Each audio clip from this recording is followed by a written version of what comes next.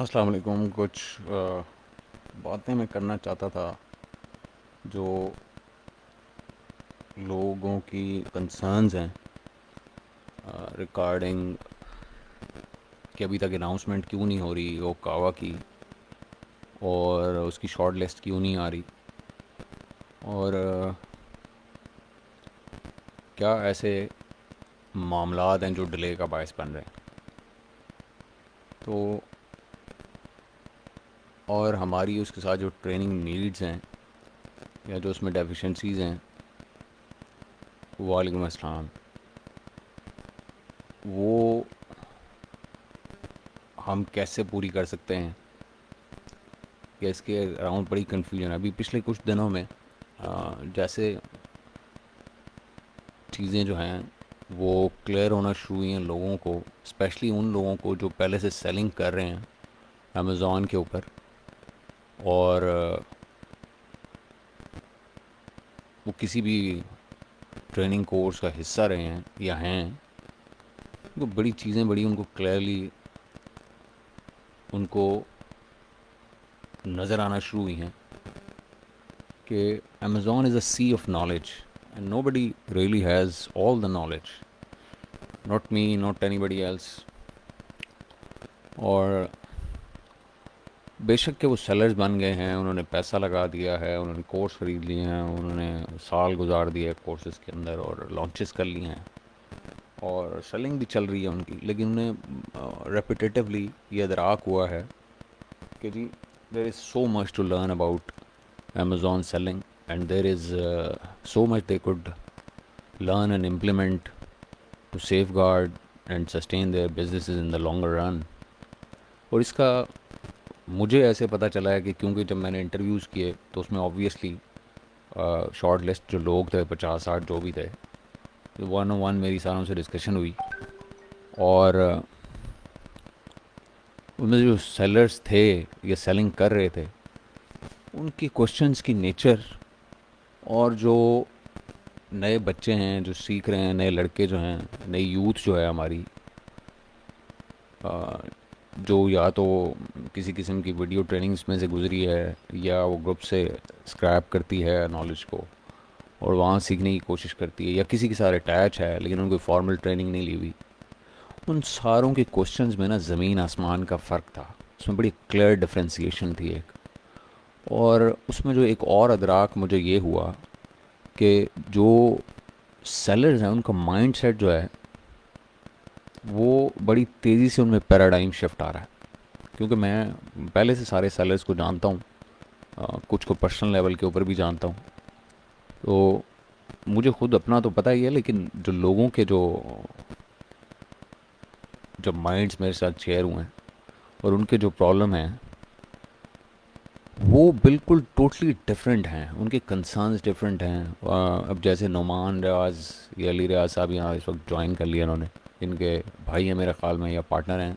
नुमान रियाज Australia में होते हैं। वो अक्सर ये कहते हैं आपको मिलेंगे, और जो भी सेलर्स हैं वो आप अक्सर देखेंगे ग्रुप्स के ऊपर या हमारे ग्रुप के ऊपर भी इवन, वो ये कहते हैं कि जी सबसे बड़ा चैलेंज जो है ना वो एक अच्छे वीए को हंट करना है, और मतलब उनके कंसर्न्स किसी और किस्म के हैं।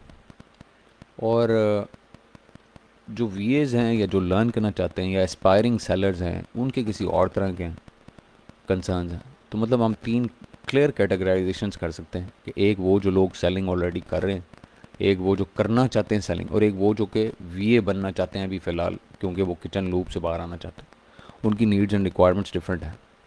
मैं आपको बता नहीं सकता कि मेरे इनबॉक्स में डेली बेसिस के ऊपर डजन्स ऑफ मैसेजेस आते हैं फ्रॉम डिफरेंट सेलर्स या जो स्टूडेंट्स हैं मुख्तलिफ ट्रेनिंग कोर्सेज़ के, जिसमें वो मुझे मेरे साथ शेयर करते हैं कि उनका एक्सपीरियंस क्या है मुख्तलिफ कोर्सेज़ के बारे में या ईओ के बारे में। और वो हर बंदा मेरे से ये रिक्वेस्ट करता है कि जी ईओ कावा में किसी तरीके से हमें ले लें। तो पहले एक चीज़ तो मैं ये बहुत क्लियर कर दूं कि ईओ कावा जो है ना, it is certified Amazon virtual assistant. तो वो वर्चुअल लेवल के, सॉरी, वर्चुअल असिस्टेंट लेवल की गेम है सारी। मतलब ठीक है उसमें इन डेप्थ होगा, नॉलेज सब कुछ होगा, लेकिन वो उन लोगों के लिए डिज़ाइन नहीं है जो ऑलरेडी सेलर्स हैं। या जो सेलिंग करने का पूरा इरादा रखते हैं और उस हवाले से ट्रेनिंग लेना चाहते हैं। देखिए सेलर के लेवल के ऊपर ना बहुत ज़्यादा डेप्थ चाहिए होती है नॉलेज की। मैं आपको एक छोटी सी मिसाल देता हूँ, छोटी सी मिसाल दे देता हूँ, उससे आपको ना बड़ी क्लैरिटी आ जाएगी, स्पेशली जो सेलर्स यहाँ बैठे हैं। एक सेलर है, वो फ़र्ज़ करें, अब जैसे ये मैं अली रियाज साहब की बात कर लूँ, ये 3-4 मार्केट में सेल करते हैं प्रोडक्ट्स को अपने। आई एम श्योर कि इन्होंने अभी तक ऐसे किसी बंदे से इनकी मुलाकात शायद नहीं हुई होगी, या शायद इन्होंने भी इस पर्सपेक्टिव पे नहीं सोचा होगा कि सेलर को एक सिस्टम चाहिए होता है जहाँ पे वो एक बर्ड आई व्यू में डेली देख सके कि जी उसकी अगर 3 मार्केट्स में या 3 प्रोडक्ट जो है लिस्ट जो लगी हुई हैं, उसमें से कौन सा प्रोडक्ट या कौन सी मार्केट प्लेस प्रॉफिटेबल है, उस पर रिटर्न ओवर इन्वेस्टमेंट क्या है, और वो उसकी बेस के ऊपर ये डिसाइड करता है सिर्फ। मतलब अगर ये उसके सामने हो तो ये भी वो डिसाइड कर लेना सिर्फ कि मेरी कौन सी लिस्ट या कौन सा प्रोडक्ट या कौन सी मार्केट प्लेस में आरओआई कम है, और वहाँ पे मुझे स्पेंडिंग कर टेल डाउन करके दूसरी मार्केट में जहाँ पे मेरे आरओआई बेहतर है, मुझे वहाँ पैसा री राउट करने की ज़रूरत है। ये इतनी क्रूशल इन्फॉर्मेशन है एक सेलर के लिए, जिसके पास पूल ऑफ मनी तो आपके पास एक ही होता है ना, आपके पास pool of resources, financial resources एक ही होता है, $50,000, $1,00,000, $2,00,000, $5,00,000। उसको एज अ सेलर आपको ऐसे तरीके से यूज़ करना होता है जहाँ उसका मैक्सिमम रिटर्न हो। देखिए ये सादा सी बात है, हम घर का सौदा लेने के लिए भी जाते हैं ना, तो क्या होता है, हम वो चीज़ प्रायोरिटाइज़ करते हैं जहाँ पे हमें ज़रूरत सबसे ज़्यादा होती है, जिससे हमें सबसे ज़्यादा यूटिलिटी ड्राइव होती है। तो सेलर के कंसर्न्स जो आते हैं ना वो इस किस्म के होते हैं, जबकि वीए का ये कंसर्न ही नहीं होता। वीए को पता ही नहीं होता कि जी मुख्तलिफ मार्केट प्लेसेस में, फ़र्ज़ करें कि मैं 3 मार्केट प्लेसेस में सेल कर रहा हूँ, तो वीए जब हायर होता है ना तो उसको तीनों अलग-अलग नज़र आ रहे थे, लेकिन उसका पर्सपेक्टिव ही नहीं होता, ये उसको ये सोच ही नहीं होती, उसको ये समझने की सलाहियत ही उसमें नहीं होती कि जी वो 3 मार्केटों को इकट्ठा भी अगर मैं देख लूँ मिला के, तो मुझे आरओआई कोई पता चले तो मैं एडवाइस कर दूँ अपने सेलर को कि किस मार्केट में पैसा ज़्यादा फेंकने की ज़रूरत है और कहाँ से रिट्रैक्ट करने की पैसा ज़रूरत है। देखिए ये बेसिक से मैंने एक सादा से आपको मिसाल दी है, ये इतना बड़ा फ़र्क है ये पर्सपेक्टिव का, इस गैप को कवर नहीं किया जा सकता। मतलब इसको सेलर्स का पर्सपेक्टिव कभी भी वो नहीं हो सकता जो वीएस का होता है। सेलर्स का अपना एक पर्सपेक्टिव होता है, और वीएस का पर्सपेक्टिव बहुत टाइम लगता है उसको इस लेवल पे जाने में जहाँ पे वो सेलर के पर्सपेक्टिव से सोच और समझ सकें। मैं उस दिन जिक्र कर रहा था किसी के साथ कॉल के ऊपर कि लोग ये कहते हैं ना कि हमने वीए बनना है या हमें वीए हायर करना है, तो वीए तो देखें, वीए तो एक एडमिनिस्ट्रेटिव पोजीशन है, उसने क्लिक्स करनी है, उसने रिपोर्ट्स बनानी है और ये चीज़ें।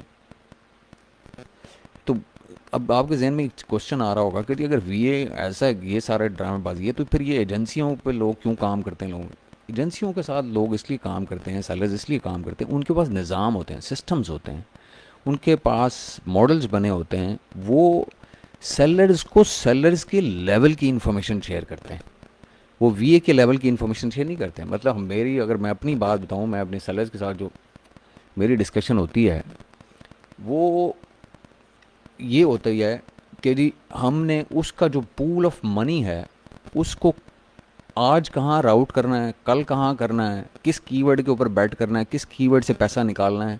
हम मल्टीपल प्रोडक्ट्स पे काम कर रहे हों या मुख्तलिफ मार्केट्स में काम कर रहे हों, हमारा डिस्कशन ये हो रही होती है। हम ऑब्जेक्टिव क्या होता है, जो एक सेलर के साथ डिस्कशन का ऑब्जेक्टिव होता है ना, वो ये होता है कि अली रियाज साहब यहाँ बैठे हैं, इनके साथ एक बार मेरी डिस्कशन हुई थी और मैंने इसके ऊपर इनके साथ जिस तरीके से बात की थी, इनको अंदाज़ा होगा, ये उसको वाउच कर सकेंगे कि हम उस वक्त ये बात नहीं कर रहे थे कि जी हाँ जी रिपोर्टें कैसे बननी चाहिए या फलाना। हम ये बात कर रहे थे कि कहाँ पैसा लगना चाहिए, किधर मूव होना चाहिए, किस प्रोडक्ट पे काम होना चाहिए, किस पे नहीं होना चाहिए, किस प्रोडक्ट के किस कीवर्ड के ऊपर। अब वो कीवर्ड लेवल तक के जो आरओआई है ना वो आपको पता होनी चाहिए। तो इसके लिए एक सिस्टम्स बनाने की ज़रूरत पड़ती है आपको।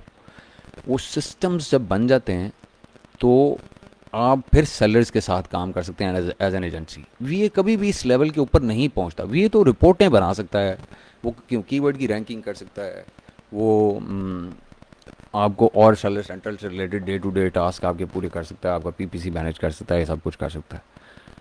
लेकिन जो स्ट्रेटेजिक डिसीजंस हैं, जो फाइनेंशियल डिसीजंस हैं या जो ग्रोथ डिसीजंस हैं, ये सारी चीज़ें सेलर लेता है।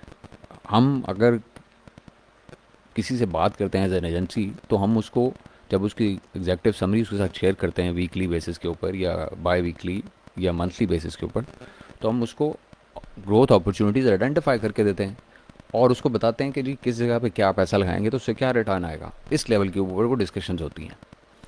सेलर्स का यही कंसर्न होता है। सेलर को इन निटी से ताल्लुक नहीं होता कि जी आज मेरे 100 रुपये का स्पेंड हुआ पीपीसी का, तो वो किस किस कीवर्ड के ऊपर हुआ।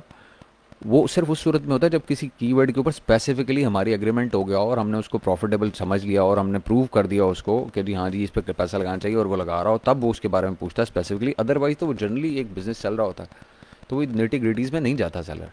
लेकिन सेलर के साथ हमारी डिस्कशन होती है कि पैसा कैश फ्लो कैसे बेहतर करना है, ग्रोथ अपॉर्चुनिटीज़ कैसे आइडेंटिफाई करनी है, मार्केट प्लेसेस के अंदर पैसा कैसे दाएं बाएं करना है, कहाँ से विड्रॉ करना है, कहाँ से उसको लगाना है, ये डिस्कशन होती है।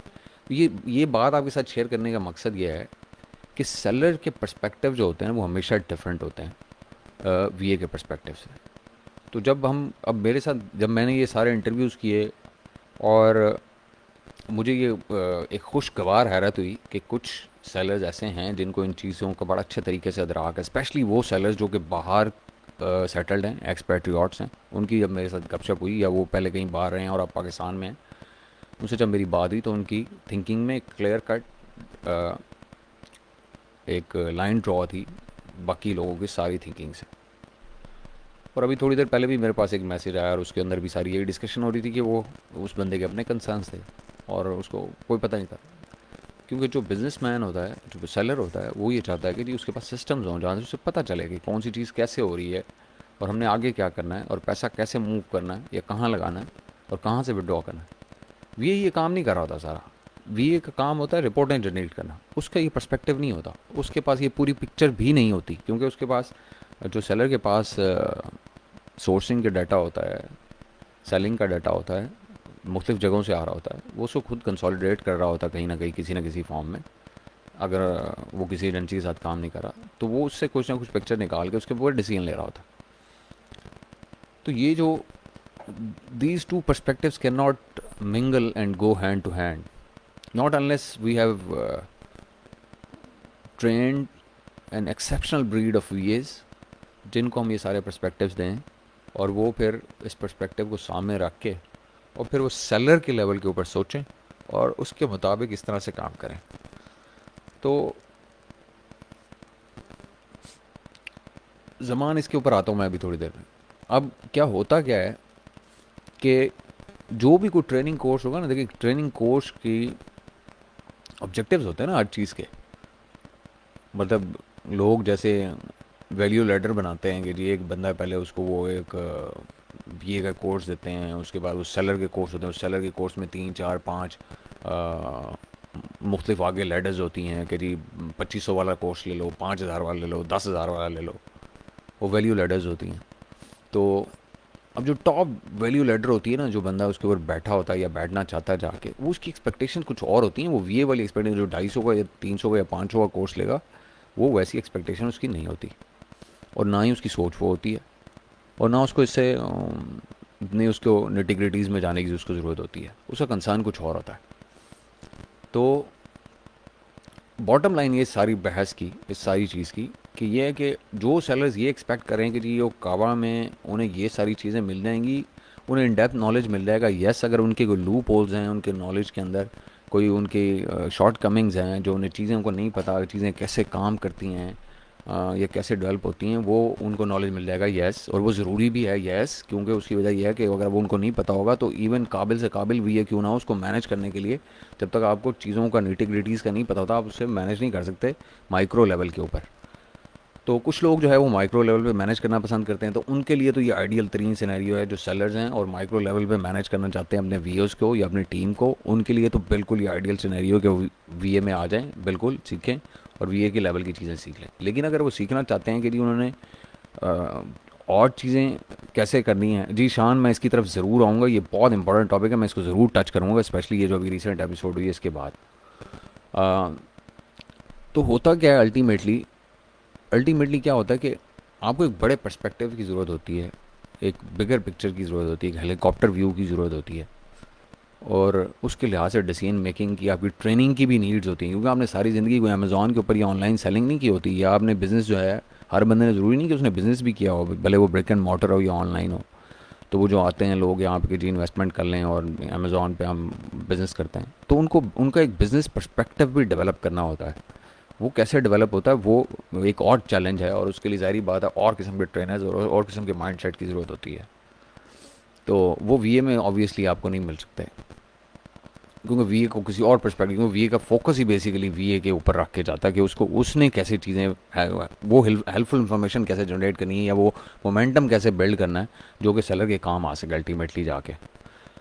और जो वीए अभी ज्वाइन कर रहे हैं उनके लिए ये है कि वो पहले तो ये चीज़ें सीखें ना, पहले तो वो अपनी बेसिक्स सीखें। देखिए हमें अभी मुझे बहुत ठीक है, हमें लोग उंगलियां उठाएं हमारे पे जो मर्ज़ी करें, लेकिन हकीकत ये है कि जिस बंदे ने किसी भी जगह पे नॉलेज हासिल किया है किसी भी जगह पे, और वो ईओ का भी पार्ट है, तो उसको ये तो कम अज़ कम अदराक ज़रूर हो गया है कि हम बहुत डेप्थ में जाके बात करते हैं।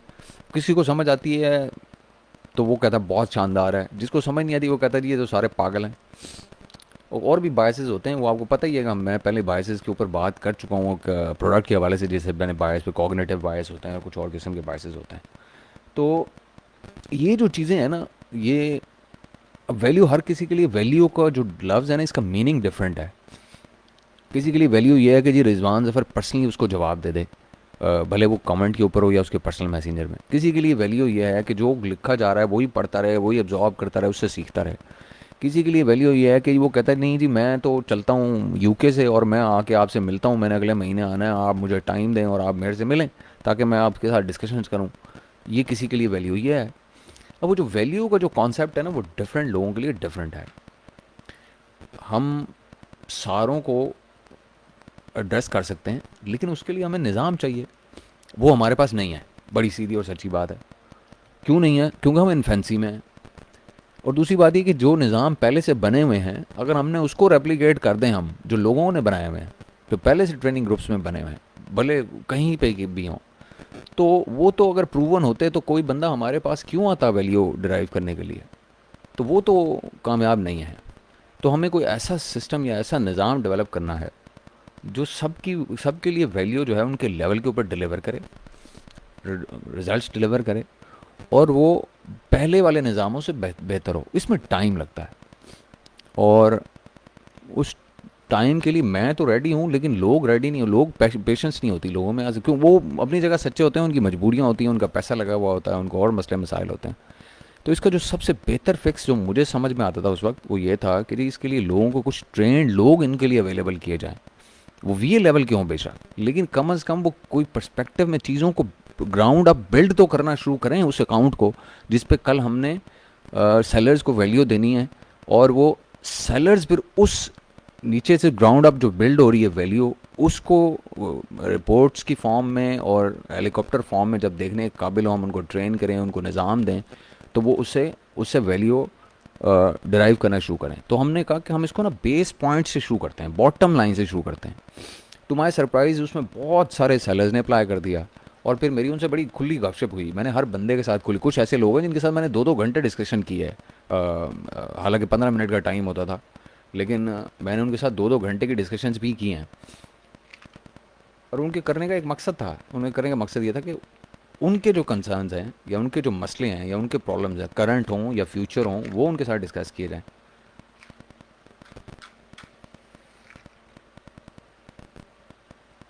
और उसके लिहाज से सॉल्यूशंस डिवाइस किए जाएँ, उसके लिहाज से मामलात को जो है वो देखा जाए, और फिर देखा जाए कि उनको वैल्यू कैसे डिलीवर की जा सकती है करंट सिनेरियो में, बगैर कोई कोर्स बनाए, बगैर कुछ किए हुए। तो उसकी वजह से हमने कुछ चीज़ें फिर जो है वो डायरेक्ट हमने उन साइट्स पे की जहाँ पे जब तक वीए बनेंगे सो बनेंगे, मतलब वो 10 हफ्ते में या 12 हफ्ते में। अभी जो ऐसे लोगों को चाहिए थी, किसी को पीपीसी की हेल्प चाहिए थी, किसी को लिस्टिंग की ऑप्टिमाइजेशन चाहिए थी, किसी को रैंकिंग से रिलेटेड इश्यूज थे, किसी का कॉपी के मसले थे, किसी की सस्पेंशंस थी, किसी का कुछ मसला था, किसी का कुछ और मसला था। तो अब आप ये देखें ना, मैं एक छोटी सी मिसाल आपको देता हूँ। एक बंदे का सेफ्टी कंप्लायंस का इशू आ गया लिस्ट में, उसको डेट मिली कि जी फलानी डेट तक आप सेफ्टी कंप्लायंस अपनी पूरी करें, एसएन पे, वरना आपका लिस्ट उड़ा देंगे। वो अच्छी सेलिंग कर रहा था, तो मेरे ख्याल 25-30 हज़ार डॉलर की सेलिंग महीने की हो रही है उस लिस्ट के ऊपर। अब उस बंदे को वो ठीक है, मैं अब ये अब लोग कहेंगे कि जी मैं बुराइयां करता हूँ, लेकिन वो अपने इकोसिस्टम में गया, उसने वहाँ से हेल्प मांगी, किसी ने उसकी हेल्प नहीं की, वो मेरे पास आया, उसने कहा मेरे से रिजवान भाई मेरे मेरा ये प्रॉब्लम है। अब जब उसने इंटरव्यू में मेरे साथ ये डिस्कशन हो रही है उस बंदे की कि जी मैं वो डेडलाइन मेरे सर के ऊपर है, मुझे समझ नहीं आ रही मैं क्या करूँ, तो मैंने उसको एक ईमेल खुद अपने हाथ से बना के दी। एक एक मैंने उसको खुद अपने हाथ से उसको एक सोल्यूशन बना के दिया, और मैंने उसको कहा इसको फाइल कर दो। उसने फाइल कर दी। उससे पहले वो ईमेल कर रहा था, उसको जवाब नहीं दे रहा था, बॉट्स जो है ना वो कर रहे थे। वो जिस दिन से वो ईमेल गई है, उसको अगले 2 दिन के बाद 48 घंटे में जवाब आ जाता है। वो जवाब उसको आ गया और उन्होंने लिख के भेजा है कि जी हम आपके जो रिक्वेस्ट है उसको कंसिडर कर रहे हैं और इसको एवेल्यूएट कर रहे हैं, और हमें अगर ज़रूरत पड़ेगी तो हम आपसे कोई एडिशनल डॉक्यूमेंट्स की ज़रूरत होगी हम मांग लेंगे। मकसद कहने का क्या है, इसके बताने का मकसद क्या है? बताने का ये मकसद ये नहीं कि आइडेंटिफाई किया जाए कि दूसरों के प्रॉब्लम्स क्या हैं। इसके बताने का मकसद ये है कि how existing systems are lacking, और how people want to derive value out of EO. या वो मेरे से बात करना चाहते हैं या वो ईओ से बात करना चाहते हैं, उनके कोई लेवल्स कहीं डिफरेंट हैं, वो कुछ और जगह पे बैठे हैं। उनको ये कंसर्न नहीं है कि जी आज एक वीए को मैंने ये बताया या नहीं बताया कि जी मल्टी चैनल फुलफिलमेंट क्या होती है। उनको पता है इस चीज़ का। उनको जो चीज़ नहीं पता वो ये है कि जी मैंने इस जो प्रॉब्लम मेरे सर पे आ गई है इस टाइम, जो मेरे सर पे खड़ी है, उसका मैंने हल कैसे करना है। तो अब जब इतना क्लियर एक डिस्टिंक्शन हो और मैं उसको कहूँ कि नहीं भाई तुम मेरे पास सेफ्टी कंप्लायंस का इशू करना है, चलो जाओ पहले जाके एमसीएफ सीख के आओ कि एमसीएफ क्या होता है, तो ये तो नहीं ना हो सकता। This is not possible. वो मुझे पागल समझेगा। तो और उसकी बात ठीक होगी क्योंकि उसका कंसर्न किसी और किस्म का है। तो हमने इन इन नरिश करना है इन माइंड सेट्स को डिफरेंट लेवल के ऊपर, डिफरेंट वैल्यूज़ के साथ। उसके लिए एक निज़ाम की ज़रूरत है। वो निज़ाम हमारे पास नहीं है, इस वक्त नहीं है वो निज़ाम। मैं ठीक है, मेरे पास एजेंसी है, मेरे पास टीम है, लेकिन वो किसी और काम के लिए है। जो ये जो साइड है, जो ट्रेनिंग की साइड है, इसके ऊपर मेरे पास वो निज़ाम नहीं है। अगर मैंने अभी कोई ट्रेनर हायर भी किए हैं या मैंने रखे हैं या अपनी टीम से उनको प्रमोट करके ट्रेनिंग के सेक्शन में लेके आया हूँ, तो वो निज़ाम ऐसा ऐसा डेवलप होगा over a period of time. को कि मुझे पहले से पता है कि किसको मैंने क्या चीज़ देनी है और कैसे देनी है। और कुछ मैं जब लोगों से बात करता हूँ, भले वो मैसेंजर्स पे हों, भले वो व्हाट्सएप पे हों, भले वो कॉल्स पे हों, तो मुझे अंदाज़ा होता है कि और क्या क्या नीड्स हैं जो कि फौरी एड्रेस होने वाली हैं, जो ज़्यादातर लोगों को प्रॉब्लम्स आ रहे हैं। अब मुझे आइडेंटिफाइड हैं प्रॉब्लम के क्या हैं लोगों के, या वो क्या रिजल्ट्स चाहते हैं, या उनके क्या इश्यूज़ क्या हैं। लेकिन उसका निज़ाम खड़ा करना और एक दिन में खड़ा करना, आप देखें ये वीए के निज़ाम को खड़ा करने में हमें 3 महीने लग गए, इस सारे निज़ाम को खड़ा करने में, और अभी तक हमने शुरू नहीं किया वो। उसकी वजह यह है कि नई नई कंसिड्रेशंस बीच में जब लोगों के साथ इंटरेक्ट करते हैं। देखें पहले जब ग्रुप था 800 लोगों का, तो उनके कंसर्न 800 लोगों से फीडबैक आता था। जब वो 1800 का हुआ तो 1800 लोगों का आता था। तो हमें बेसिकली चीज़ें शुरू कर देनी चाहिए। बिल्कुल I agree with this. Specially ईओ कावा शुरू कर देना चाहिए। वो हम करने जा रहे हैं इंशाल्लाह फ़ौरन, इसी हफ्ते में कर लेंगे हम वो शुरू। लेकिन जो असल चीज़ है वो ये है, हमें ये देखने की ज़रूरत है कि हमें मुख्तलिफ़ लोगों को मुख्तलिफ़ लेवल्स के ऊपर मुख्तलिफ़ वैल्यू नीड्स उनकी पूरी करनी। मिसाल के तौर पे अगर मैं अब वीए की बात करता हूँ, सेलर्स की काफ़ी बात कर लें, मैं वीए की बात करता हूँ। वीए के जो सबसे इम्पॉर्टेंट जो चीज़ होती है वो होते हैं मॉरल्स। शान ने पॉइंट आउट किया मॉरल्स। अब मैं उस बंदे से क्या एक्सपेक्ट करूं कि वो एक बंदा जाता है, वो जिस ग्रुप से वो वैल्यू लेता है, फ़र्ज़ करें वो किसी और ग्रुप से वैल्यू लेता है, और वहाँ से वो वैल्यू उठा के हमारे ग्रुप के ऊपर लेके आता है, और किसी और की वो पोस्ट होती है और उसको क्रेडिट नहीं देता यहाँ पे, और अपने नाम से वो कर देता है। या फिर यहाँ से कोई बंदा जाता है और ये काम वहाँ करता है जाके। तो इस तरह के मॉरल्स के लोग, अगर हम ये कहें कि जी हम उनको बिज़नेस के अंदर बड़े बड़े बिजनेसेस का पार्ट बना लेंगे, टीम्स का हिस्सा बना लेंगे, तो हम वी आर मिस्टेकन। क्योंकि मैं आपको स्पेशली बताऊं कि इस वक्त जो है ना सबसे ज़्यादा नीड वीएस की उन लोगों को है जो कि सेलर हैं ऑलरेडी, और ज़्यादातर उनमें से अगर पाकिस्तानियों की मैं बात करूं तो वो हैं जो बाहर सेटल्ड हैं। उनके पास पैसा है, उनके पास टाइम नहीं है, या उनके पास स्किल नहीं है, तो उन्हें चाहिए होते हैं ऐसे लोग। उनके जो मॉरल्स हैं ना जो बाहर लोग रहते हैं वो हमसे, हम पाकिस्तानी से जो हम पाकिस्तान में रहते हैं उनसे बहुत हाई है।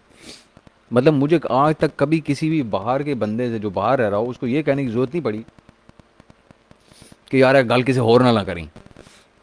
सादा सी बात ही है, एक छोटी सी मिसाल है। लेकिन यहाँ जो पाकिस्तानी, आप किसी को दिल की बात भी नहीं कर सकते। उसकी वजह है आपको पता कि वो पाकिस्तान में वो फूफे कटनी का एक कल्चर है। वो इधर सुनता है उधर लगा देता है, उधर एक जाएगा यहाँ से उठेगा सुन रहा है और वो अगले 5 मिनट में वो व्हाट्सएप एक ग्रुप में डाल देगा या कहीं किसी जगह पोस्ट कर देगा और वो कहानी कहाँ से कहाँ चलती चलती चली जाए। मेरी एक आदत ये है, मैं अपनी टीम, जो मेरी टीम है, मैं उसे ना हर हफ्ते 2 हफ्ते के बाद एक क्वेश्चन ज़रूर करता हूँ।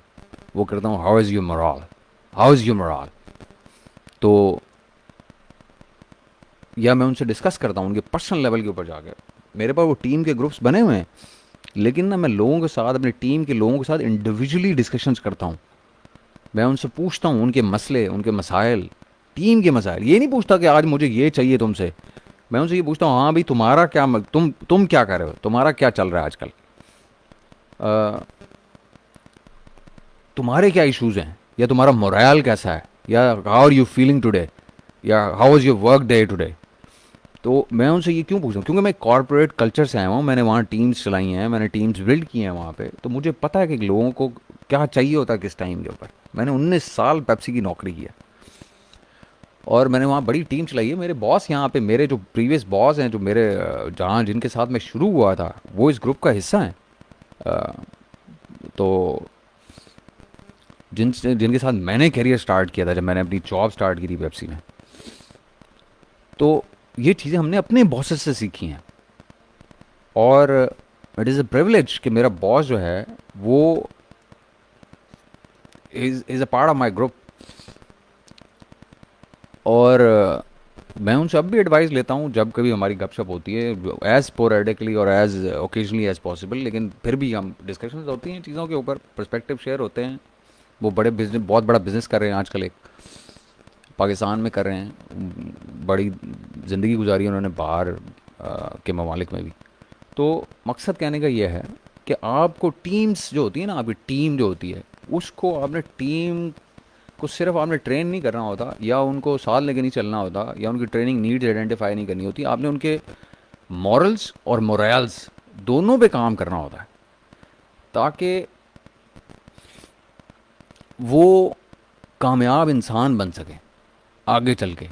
जैसे मैं अगर मैं किसी भी एक लेवल पे कामयाब हूँ, अगर मेरे बॉस की नज़र में, जो इस ग्रुप में, तो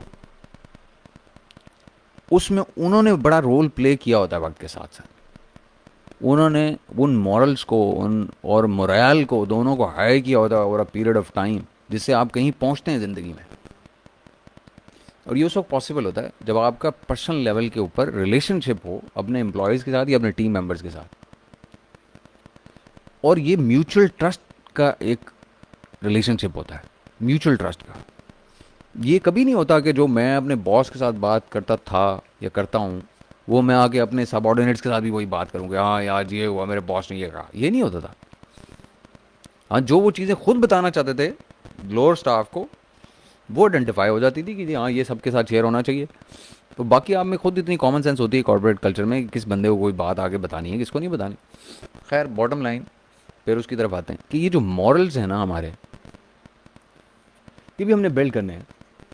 अगर हम ये बिल्ड नहीं करेंगे, हमारे वीएस जितने मर्जी स्किलफुल हों, वो ज़्यादा अरसा सर्वाइव नहीं करेंगे। लोग उन पर डिपेंड नहीं करेंगे,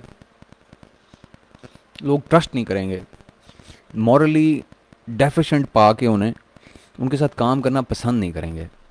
तो हमें इंडिविजुअल्स जो, एज एन इंडिविजुअल जो है, वो इंट्रोस्पेक्शन की ज़रूरत है हर किसी को, हम में से, मुझे भी। देखिए मैं बहुत आसानी में, मेरी अपना एक मोमेंटम होता है, मैं एक मोमेंटम में जा रहा था और मैंने किसी की वॉल के ऊपर एक पोस्ट पढ़ी कि जी इकोसिस्टम के लिए जो है ना मामला ठीक नहीं है। और I pulled back from the whole thing that was going on. क्यों? क्योंकि he was right. And I introspected and I realise कि यार जो ऑब्जेक्टिव है, वो ऑब्जेक्टिव तो कुछ और है, हम किस तरफ चल पड़े। तो हमें हमें उस ऑब्जेक्टिव के ऊपर जाना चाहिए, हम लोगों को एम्पावर कर दें उस चीज़ों को। लेकिन ये इंट्रोस्पेक्शन जो है ना, ये it's a very rare commodity, ये हर बंदे में नहीं होती। मैं आज अपने एक एम्प्लॉय के साथ अपने एक टीम मेंबर के साथ ये बात कर रहा था, किसी और हवाले से बात हो रही थी। तो मैं उसको कहता कि I I daily introspect my self when I go to bed and I reset my self the very next day. अगले दिन जो है ना, मैं उसको रीसेट करके मैं किसी और तरीके से, यानी कि जो पीछे हो गया होता है, कोई अगर बैड एपिसोड होती है, तो अगर मैं ये ना करूं, और ये मैं आज से नहीं कर रहा, ये मैं पिछले 20 साल से, 19 साल से, 20 साल से कर रहा हूँ, जब से मैं जॉब में हूँ। क्योंकि अगर आप ये काम ना करें तो आप जॉब में सर्वाइव नहीं कर सकते। जो जो जॉब करते हैं उनको बड़ा अच्छे तरीके से इस बात का अंदाज़ा होगा। उनको they have to let bygones be bygones, और उन्हें आगे देखना होता है कैरियर में ग्रो करने के लिए, और वो उसको सवार नहीं कर सकते किसी भी चीज़ को अपने ऊपर। और उन्हें जहाँ बेहतरी की ज़रूरत होती है, जहाँ वो आइडेंटिफाई कर पाते हैं या कोई अच्छा मेंटर उन्हें मिलता है और वो उन्हें आइडेंटिफाई कराता है, वो उसके ऊपर काम करते हैं, तो वो वही लोग डिफ्रेंशिएट कराते हैं अपने आप को दूसरों से, और वही ग्रो करते हैं और आगे चलते हैं, और वही डिस्टिंक्शंस पाते हैं एंड में। तो हमें जो इन मॉरल्स के ऊपर, ये मॉरल बिल्डिंग सिर्फ अमेजोन सिखाना वो नहीं है। मैं तो अपनी इंसाइट आपके साथ शेयर करता हूँ, बाकी आपका काम है इंट्रोस्पेक्शन अपनी करना, क्योंकि मुझे नहीं पता कि आपके दिल में क्या है। लेकिन एक बंदा है, मैं उसके साथ जो मर्जी दिल दिल की बात करूँ या जो कुछ भी हूँ, उसका क्या पर्सपेक्टिव, वो किस तरीके से उसको रिसीव कर रहा है, या उसका आगे वो क्या उससे मतलब निकालता है और उसको कैसे यूज़ करता है उस इन्फॉर्मेशन को, ये it is up to him. मैं हो सकता किसी और बात पैराए में बात कर रहा हूँ, वो किसी और पैराए में सुन रहा हो, और वो किसी और पैराए में आगे जाके बात करे कहीं। तो ये सारी चीज़ें जो है ना,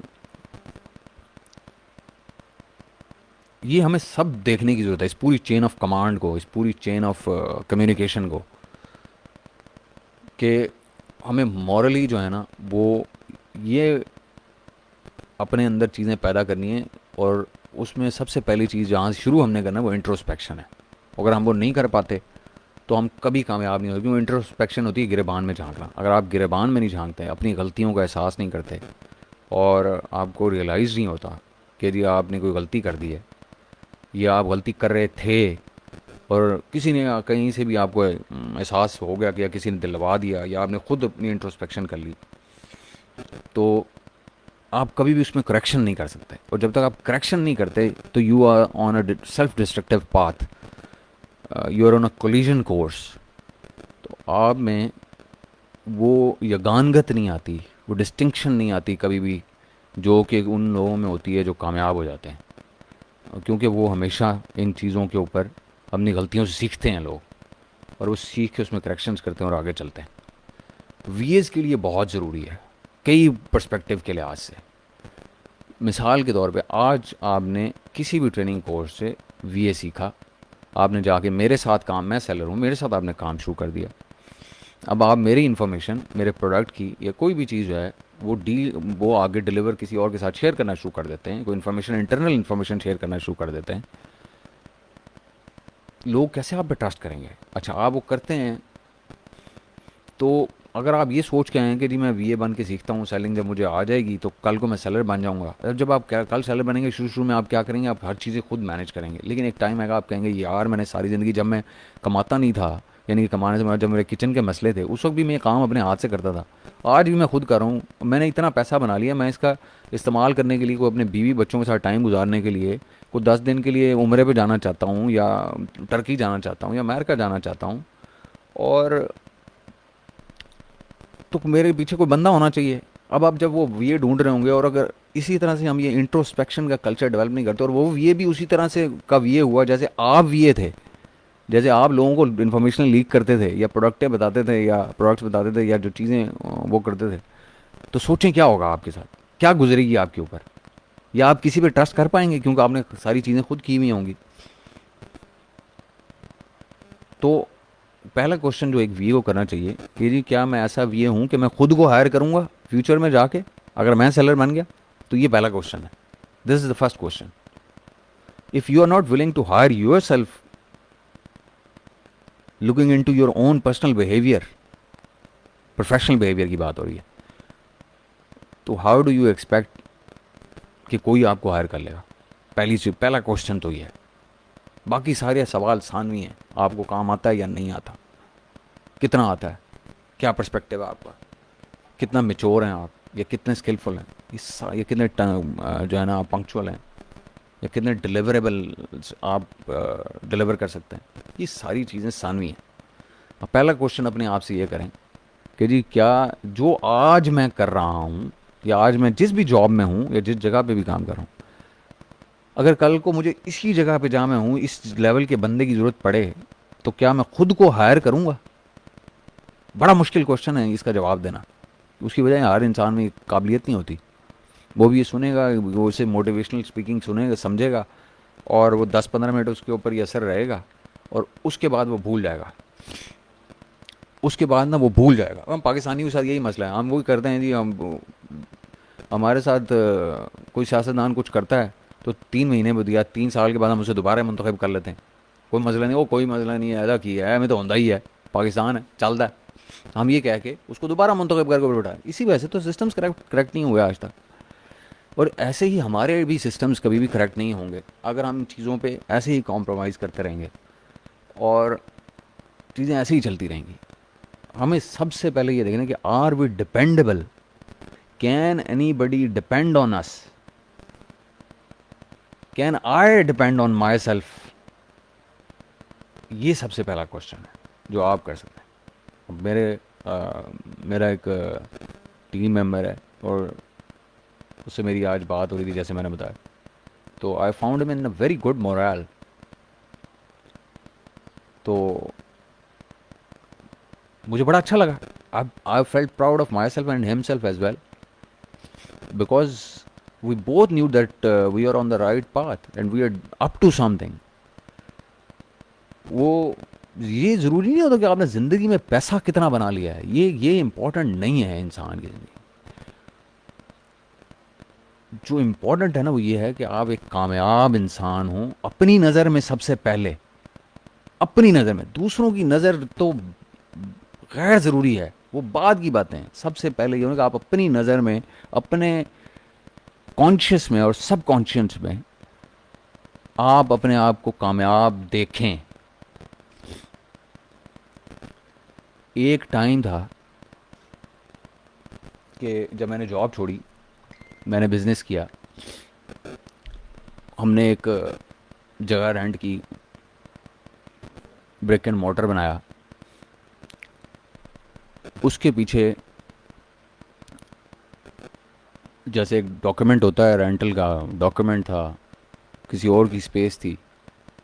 अब वो जब इमरान खान साहब आए, इन्होंने आके वो जो इंक्रोचमेंट वाला सिस्टम शुरू किया, उसमें वो पूरी मार्केट जो है, उन्होंने पूरी मार्केट थी वो बेसिकली, उसमें कोई 25-26 बिजनेसेस थे एक साइड पे, और दूसरी साइड पे कोई 100-150 बिजनेसेस थे।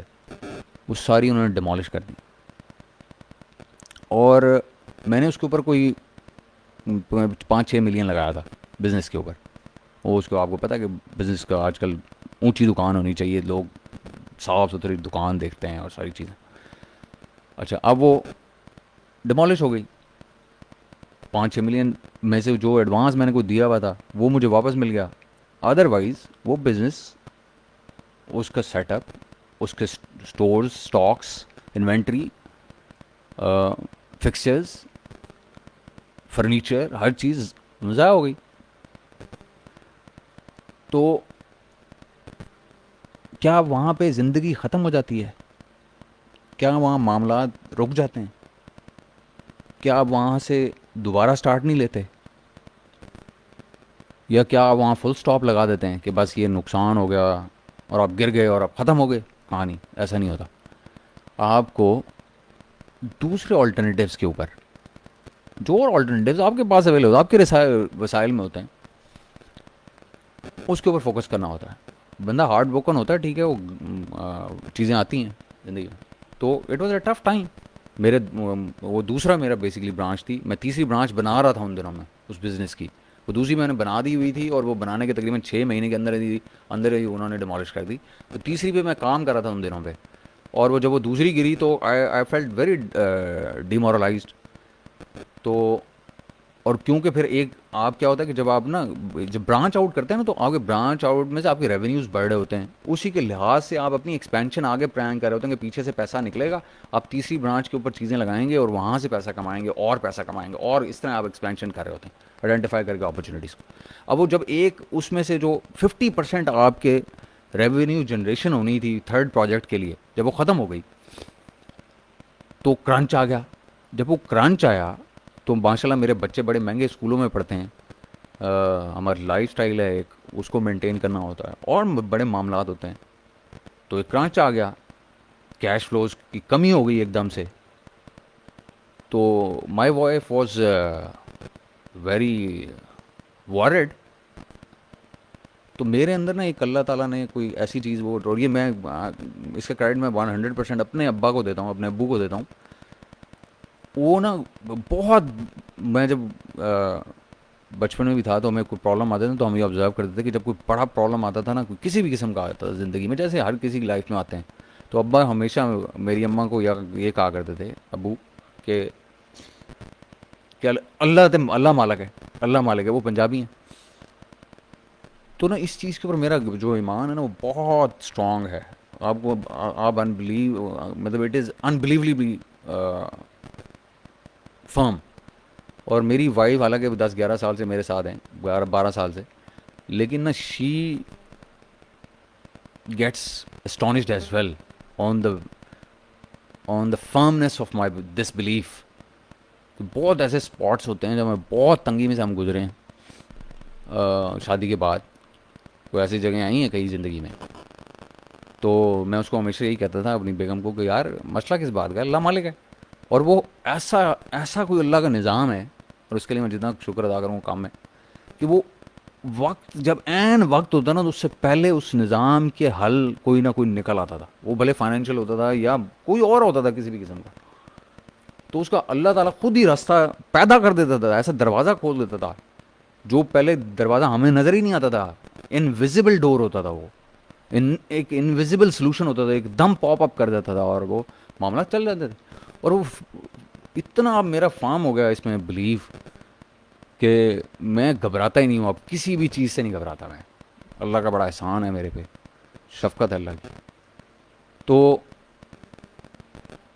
अब वो क्या होता है कि आपके ऊपर ना ऐसे कुछ टाइम्स आते हैं, क्रंच टाइम्स इंसान की ज़िंदगी में आते हैं, किचन के मसले आते हैं, लेकिन आप उसमें से गुजर जाते हैं। What you have to do is you have to keep the faith and you have to keep moving.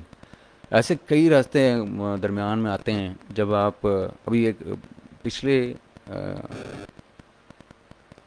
हाँ, ये कोविड की बात है, कोविड के स्टार्ट की बात है। मैं एक सॉफ्टवेयर के ऊपर काम करा रहा था, मतलब ये सारी ईओ से पहले की बात है। हम एक एआई सॉफ्टवेयर के ऊपर काम कर रहे थे, कनाडा की एक फर्म मैंने हायर की हुई, और उसका कोई महीने का कोई 10-12 हज़ार डॉलर का बिल होता था। तो जब हम काम करे तो एकदम जब कोविड आया, तो क्या हुआ कि बिज़नेस एकदम डाउन हो गया पूरी दुनिया में। अमेज़ॉन का, हमारा तो सारा ब्रेड एंड बटर आपको पता है, जब एजेंसी भी चल रही हो तो वो अमेज़ॉन से आ रहा होता है। एकदम स्क्वीज़ हो गए आपके कैश फ्लोज, सेलर्स के पास पैसा नहीं था। तो मेरे पास तो दो ऑप्शन थे। एक ऑप्शन ये था कि मैं लोगों को कहता कि भाई जो तुम्हारे मेरे जो भी मेरे एरियर्स खड़े हैं तुम्हारे पास, कुछ लोग ऐसे होते हैं जिनके साथ हम 2-2 महीने 3-3 महीने पैसे नहीं लेते, तो एरियर्स खड़े होते हैं, मैं उनको स्क्वीज़ करता, मैं उन्हें कहता कि भाई लाओ पैसा निकालो किसी तरीके, मैंने आगे देना है उन लोगों को जो मेरे लिए काम कर रहे हैं कनाडा में बैठे हुए। और यह दूसरा तरीका ये था कि मैं पेशेंट होता और मैं डिसाइड करता कि मैं उस प्रोजेक्ट को जो 10-12 हज़ार डॉलर खा रहा था उसको मैं ऑन होल्ड करता। उसकी कोई डैमेजेस मुझे अगर पड़ते तो मैं वो डैमेजेस बेयर करता, और मैं अपने उन क्लाइंट्स को रिलीफ देता जो कि मेरे से बड़े क्रंच में थे, क्योंकि पाकिस्तान में इतना बड़ा कोविड नहीं था, उसके इकोनॉमिकल इफेक्ट इतने ज़्यादा नहीं थे जितने कि अमेरिका में थे या यूके में थे। तो what I did is I rolled that my project back and I paid some amount in damages as well at that time।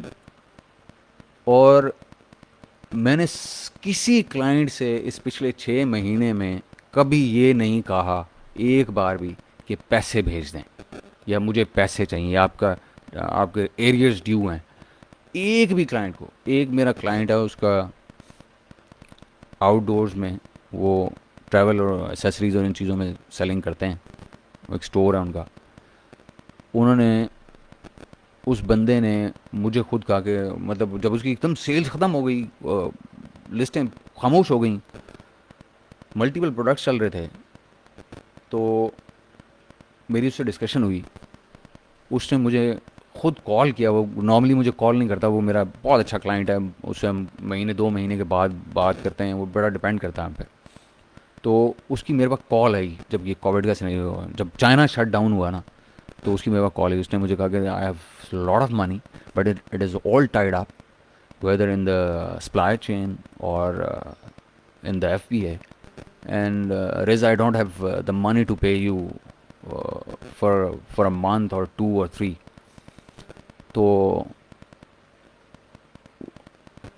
so if you want, we can make some arrangement and I can pay you off somehow.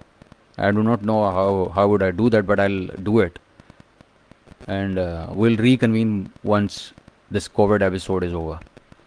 So what I did is कि मैंने उसको कहा, मैंने कहा यार, it's not about the money. You have been with me for a time, and I totally understand what you are going through and what the whole world economy is going through right at the moment. I'm going to stand by you and we'll make it through together. We'll stand by each other and we'll make it work. Somehow, we do not know the answer right now, but that is what we are going to do. And this is exactly what I did with the rest of the clients as well. तो इस Covid के दरमियान जब मैं घर में बैठा हुआ था, तो ऐसा टाइम भी आ गया कि जब बिल्कुल लड़कों को तनख्वाहें देने के पैसे नहीं थे, तो मेरी टीम काम कर रही थी, but I still didn't ask any client for money. बड़ा आसान है, बहुत आसान है। या मैं यहाँ पे आता और आपसे ही कहता, ये जो जितना भी ईओ बन गया था, कि ये लो कोर्स और मैं तुम्हें बेच रहा हूँ और लाओ जमा करा दो $25,000 और मैं लोगों को बांट देता हूँ आगे सैलरियों में।